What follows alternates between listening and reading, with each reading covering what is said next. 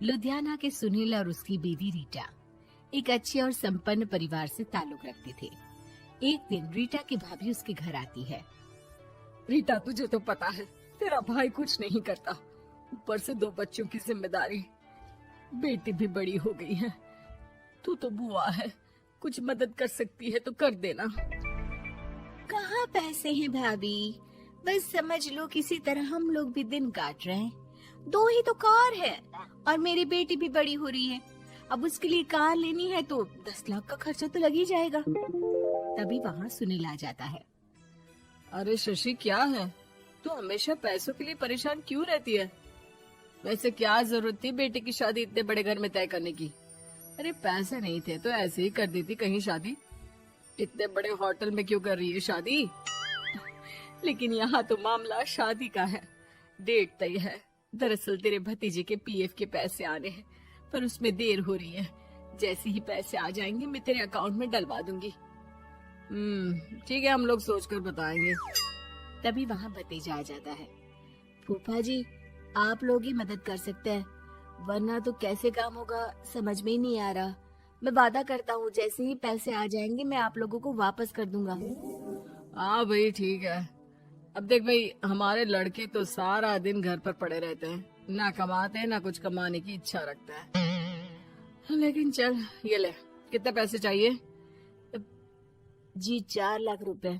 ठीक है, लेकिन पैसे ध्यान से वक्त पर वापस लौटा देना। सुनील मुसीबत के वक्त बीवी के भतीजे की मदद तो कर देता है, लेकिन उन लोगों के जाने के बाद देख ले रीटा, तेरे मायके वालों ने मांगा तो दे दिया, वरना इन लोगों का मुझे कोई भरोसा नहीं है। अरे क्यों भरोसा नहीं है? इससे पहले तो कभी इन लोगों ने आपसे मदद भी नहीं ली। हाँ, ली तो नहीं, लेकिन पैसे की किल्लत ही रहती है ना इन लोगों के पास।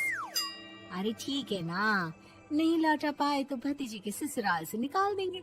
सुना है बड़े घर में शादी हो रही है। सुनील और रीटा पैसे तो दे देते हैं, लेकिन अगले रोज ही। हाँ भाई साले साहब, क्या हाल है? ठीक हूँ जीजा जी। क्या बात है, सालों बाद आपका फोन, जरूर कोई बात होगी, बताइए ना। अरे वो तेरी बड़ी भाभी आई थी, बेटी की शादी कर रही है ना, तो पैसे लेने के लिए मैंने दे दिए 4 लाख। सोचा भाई किसी गरीब की बेटी की शादी हो रही है, पुण्य मिल जाएगा।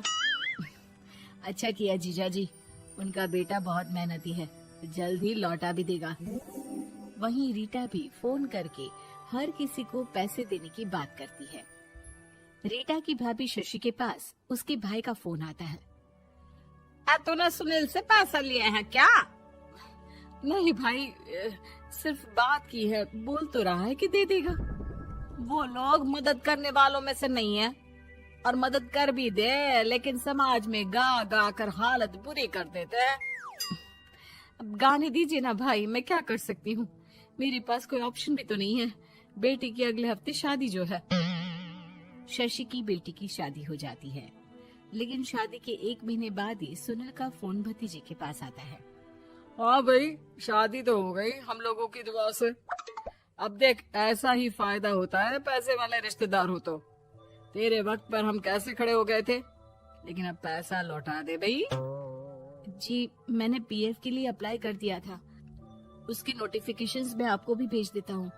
मुझे लगता है 10 दिन में पैसे आ जाना चाहिए। जैसे ही पैसा आएगा मैं आपके अकाउंट में डाल दूंगा। और ना जी ना, कोई नोटिफिकेशन नहीं चाहिए, पैसा चाहिए, पैसा। ठीक है अंकल, बस 10 दिन का समय दे दीजिए। अभी हफ्ता भी पूरा नहीं होता कि भतीजे के पास उसके गांव के दूर के चाचा का फोन आता है।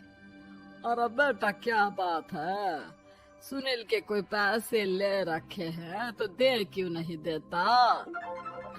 हाँ चाचा जी, बात तो हुई थी, 10 दिन का वक्त मांगा है, उम्मीद है हो ही जाएगा। अरे फोन कर रहा है, रोज बता रहा था कि बेटी की शादी में मदद की थी। अब क्या है ना, भले ही शादी 10 दिन रोक देते, लेकिन सुनील से मदद नहीं लेनी चाहिए थी। याद है ना, मधु की मदद करके कितना बदनाम कर दिया था उसने पूरे घर को सोसाइटी में। हाँ चाचा जी, मैं भी यही सोच रहा था कि उन लोगों से मदद नहीं लेनी चाहिए थी। कई लोगों के फोन आ चुके हैं। वही रीटा अपनी भाभी को फोन कर देती है। क्या है भाभी, कब पैसे लौटाओगी?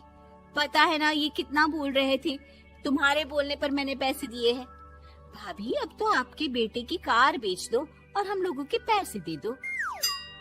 अरे लेकिन रीटा, बात तो 3 महीने की हुई थी ना, अभी तो 2 महीने भी नहीं हुए पैसा लिए, थोड़ा तो सब्र करो।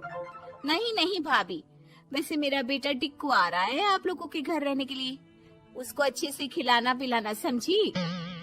भाभी को समझ में नहीं आता कि वो क्या करे।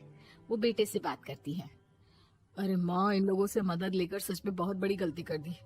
मुझे खुद समझ में नहीं आता कि कैसे इन लोगों के पैसे जल्द से जल्द दे दूं। तभी डोरबेल बजती है और रीटा का बेटा टिक्कू घर में आता है। आओ बेटा, मामी के घर पहली बार आए हो रहने। आप पापा बोल रहे थे कि आप लोग पैसे का ब्याज तो दे नहीं पाओगे, तो तब तक मैं यहीं रह लूं। और हाँ, मैं एसी के बिना नहीं सो पाता। आप लोग अपना देख लेना और पैसे जल्दी लौटा देना, क्योंकि मैं थोड़ा जल्दी जाना चाहता हूँ। रीटा का फोन शशि के पास आता है। भाभी, पैसे कब तक दोगे? बेटे की विदाई के बाद शशि के घर का माहौल बिल्कुल बदल जाता है। वो हर वक्त बेटे से उसके पीएफ के पैसे पूछती, और पीएफ यानी कि सरकारी काम। आजकल में पूरा 1 महीना और बीत जाता है। भाभी, मैं और ये अमेरिका जा रहे हैं, घूमने के लिए पैसों की बहुत जरूरत है। रीटा, मैं पूरी कोशिश कर रही हूँ कि जल्द से जल्द पैसे का इंतजाम कर दूं, लेकिन पक्का नहीं बोल सकती। तभी सुनील का फोन भतीजे के पास आता है। देख माना 3 महीने की बात हुई थी पैसे लौटाने के लिए, लेकिन अभी मुझे पैसों की काफी जरूरत है। मैं अमेरिका जा रहा हूँ, तो पैसे मैंने किसी से ब्याज में पकड़ लिए हैं। तू हर महीने 4 लाख का 20,000 ब्याज डाल देना मेरे अकाउंट में। सुनील फोन रख देता है, लेकिन भतीजा काफी परेशान हो जाता है। वो ऑफिस से शाम को घर आता है कि माँ पूछती है, क्या हुआ बेटा? बेटा माँ को सारी बात बता देता है। माँ भगवान के सामने हाथ जोड़कर खड़ी हो जाती है और रोने लगती है कि तभी बेटे का मोबाइल पर मैसेज बजता है। माँ, पीएफ के पैसे आ गए। और वो ऑनलाइन ही सुनील के पैसे वापस कर देता है। भला हो भगवान का। लेकिन आज एक बात तो समझ में आ गई, मदद हमेशा उन लोगों से लो जो मदद के बदले आपसे मदद में दी गई रकम ही वापस लें, ना कि समाज में आपकी इज्जत।